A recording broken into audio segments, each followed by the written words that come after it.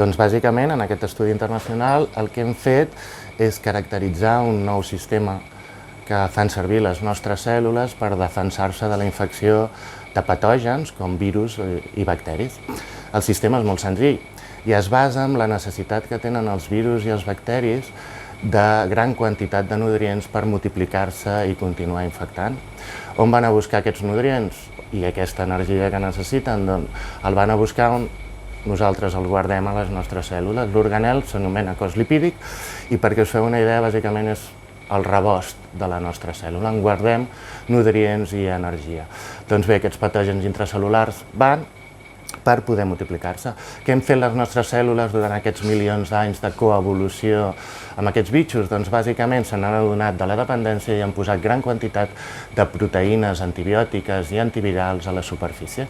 Quan aquests patògens interaccionen amb els organels, bàsicament es moren.